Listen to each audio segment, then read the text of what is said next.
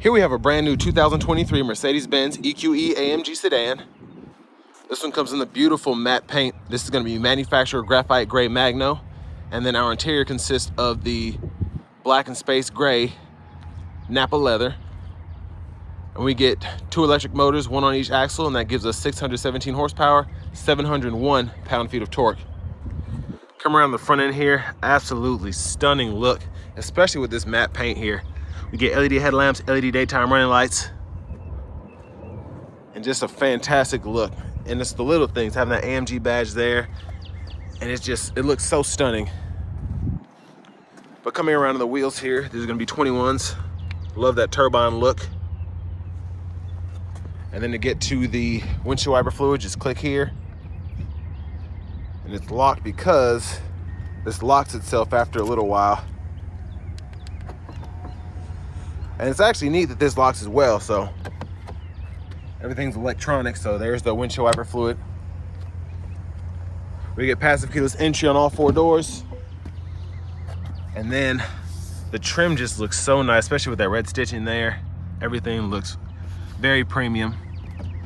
Power door lock controls here, power seat controls here. So this is gonna be for the seat back, seat bottom. You also get a little thigh support there. And then this is for the headrest. And then 3-stage heated cooled seats, memory seat functions. And then we get 1-touch automatic up and down windows on all 4 doors. Rear window lock is here. Power folding mirrors with blind spot monitors in them. And then the power mirrors, you pick a side and then you use this to control. And we also get the Burmeister sound system. And then we have a power boot as well. So I'll pop that from the back, but you can open and shut it from up here as well. And then our headlamp controls, electronic parking brake, pull up to engage, hit the brake, press down to disengage. Power tilt and telescoping steering wheel. And there's that driver's seat. Love that look and just how comfortable these seats are, especially for how fast you're gonna be going in these. But I have that seat up front adjusted for someone of my size, being 6'3" with longer legs. So let's take a look at the rear leg room.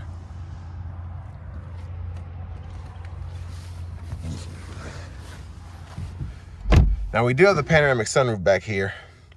So with that, I have about probably a ½ inch of headroom, if that, but my head's not touching the roof at all, and 2 inches or so between my kneecaps and the back of this seat. So great space. And it is nice that we get quad zone automatic climate controls as well, so we can control all of that from back here. And then you also have the option to control it from up front as well, so we'll go into that in a second. But rear AC vents are here. And this is how the seat looks like when it's folded down. I'll show you how we can actually activate that. And the middle seat folds down, and then we have cup holders back here. Then to fold that back up, you just give it a little bit of pressure, and then when you get up to the top is where you actually have to push it pretty hard and then lock it back into place. Now we could probably hang a hook or so right here if you have to hang a shirt up. Let's make our way to the back. But I can't say enough about this styling, especially with this matte paint. Love that graphite gray. And then we can just push this up here. Pops the boot. Decent sized space in the trunk. Of course, it's no EQS in terms of storage and space, but then we do have a little storage here for the tire inflator kit if you ever need that. Like we have a little netted pocket here for stuff you want in the back but don't want to slide around. And then check this out. What's neat is you actually have the buttons to fold the seats down on the actual trunk. And then same thing with closing it as well. All power. And I actually like the EQE styling better in terms of the rear. Like that spoiler looks fantastic. Just a super cool look. And then here we have our charge port. So that's if you have a 220 or 110, and then you have the DC fast charge port there. And then with DC fast charging, you can get up to 170 kilowatts in terms of charging speed. And then coming around here, there's that front passenger seat. And there are all the controls there. You also get heated cooled seats up front, or for the front passenger, excuse me, and then same power adjustability as well. And then checking out the glove compartment, hit that button. Decent sized storage in there, very nice.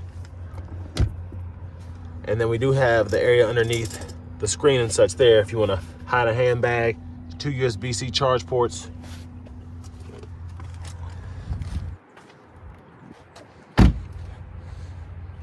But before I go to the front, window sticker here, let's just take a quick look at that. You can pause it anywhere if you want to see something in particular.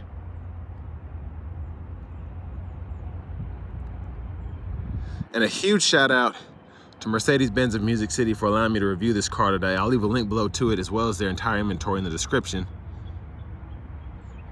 But I really appreciate them over there for allowing me to drive this.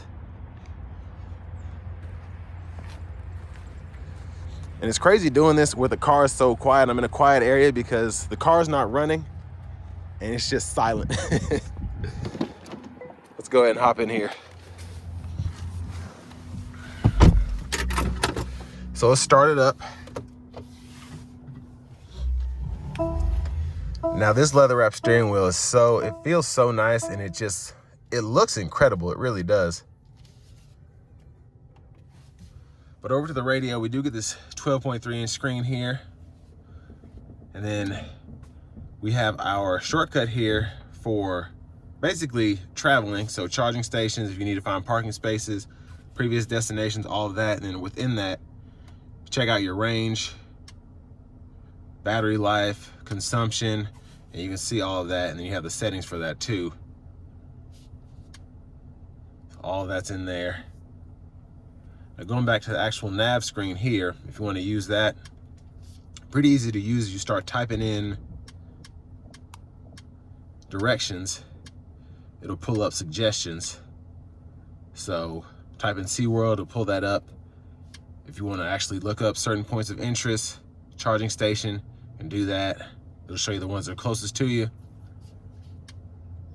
And then you can actually hit that over there, and then it has an actual separate button to pull up the EV charging stations, which is nice because that's what you'll need probably more than anything.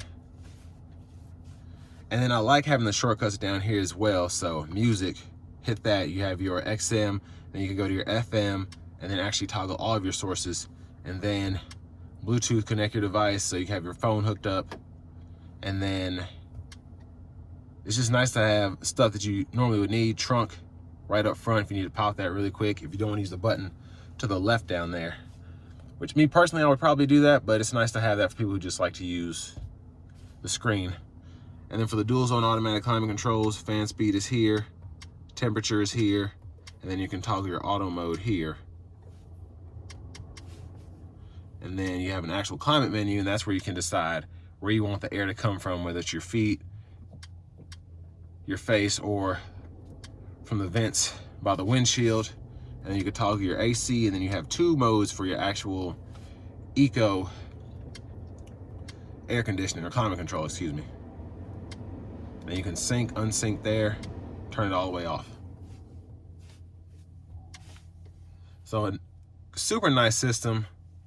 Like we have a back button there, and then from the home page you can hook up your phone, go to the radio, go to your media, and then here from the comfort you can turn on that massage seat. And then same thing with lumbar if you want to adjust that, ambient light. So of course the more you're in this car, the more you learn about it. Typical Mercedes, but that's what I love about them. And then go to your settings here. You can toggle with all of your driving assistance, vehicle settings, go to your lights, and then all that stuff you never use, system info, but if you need it, it's there. And then my favorite thing is the AMG performance. So you can actually go in here and really see what's going on here. I'm gonna leave that up during the test drive, but it'll show you camber, all of that as you turn the wheels. And then what's really neat is, especially because you have the rear axle steering, it'll show you how tight you can actually get with that. And it's just so, so neat.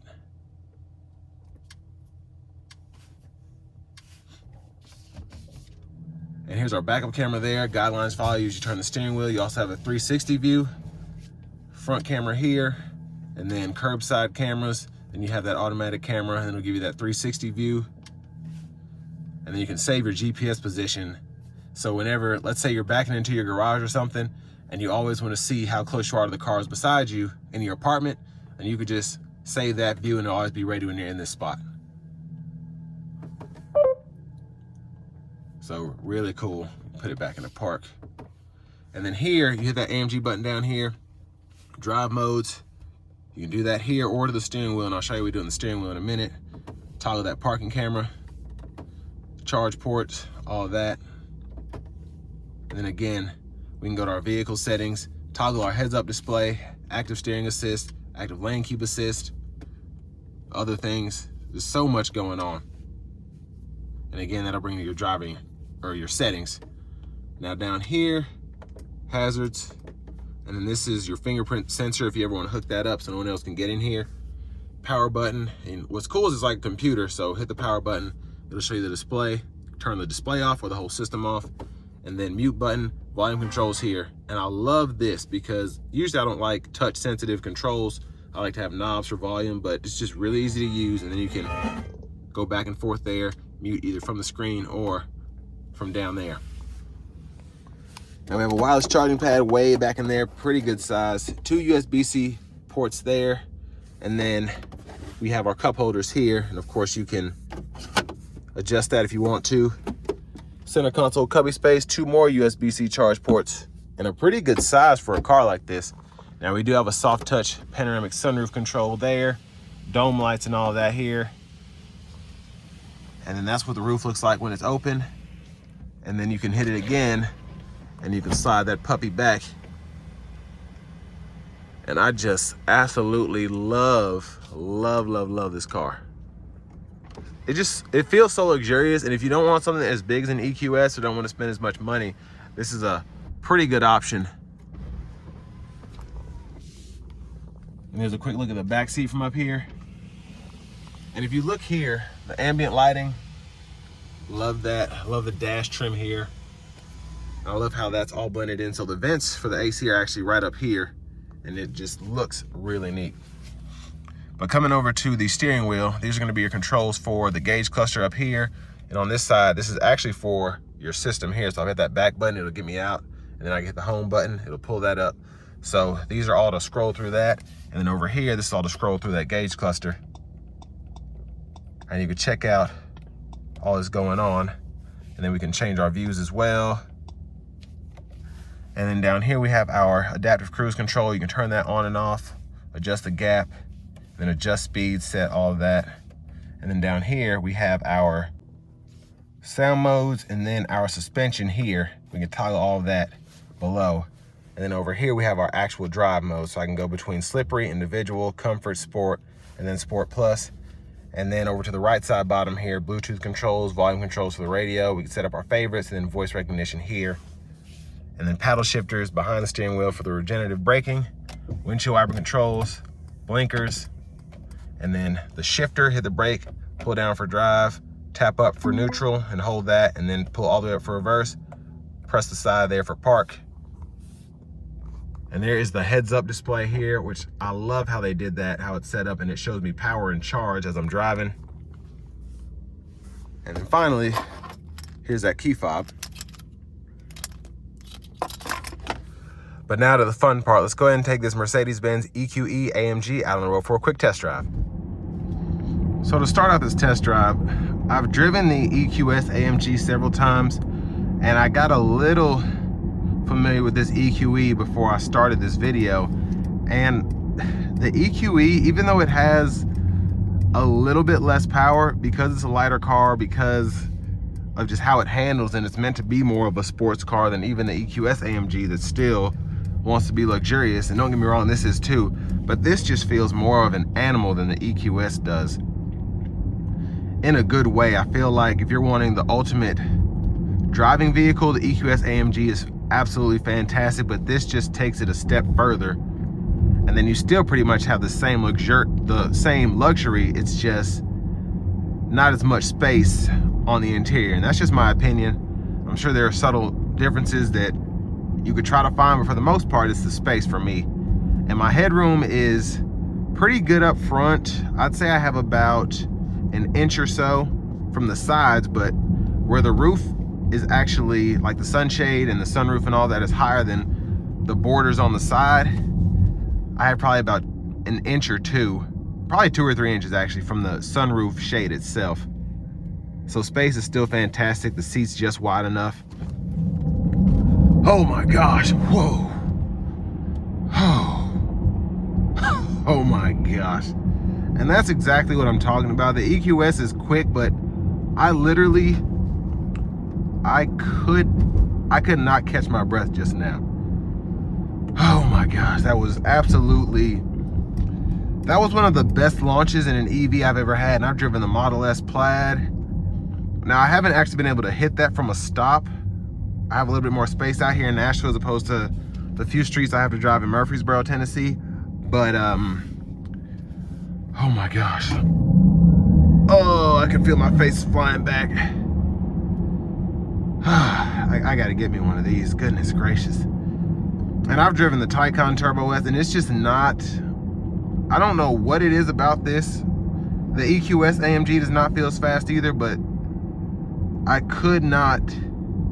felt like I don't even know how to describe it. I felt like somebody was literally just pushing me back as hard as they could in this seat. I've been on roller coasters that don't give me that same adrenaline rush. My goodness, that is incredible.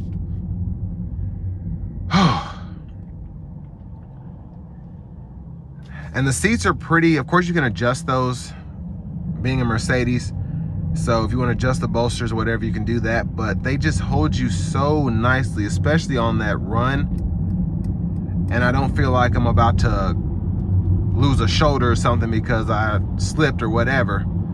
So these are one of the better seats, of course, as opposed to Teslas. And the Taycan, it's just different, but the Taycan Turbo S seat does not feel as, even though that seat's more, you fit in it, it just doesn't feel the same. I feel like it's not in the same category as this EQE AMG seat because it feels secure, but also still so comfortable, especially with this massage function here.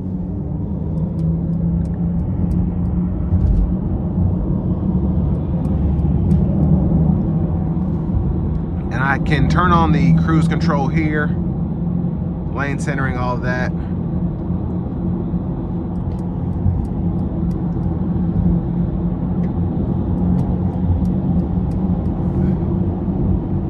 Make sure this is on. And still, fantastic ride coming down the interstate. The EQS is just a bit more plush, but still an extremely comfortable ride. Now, with it being an EV on the EV platform, it's not gonna feel, it's gonna bounce just a little bit more than the gas powered counterparts, but still an incredible ride. And this is an incredible car. I wish I could afford one because I would buy one. I'm telling you, one of the best test drives I've ever been on.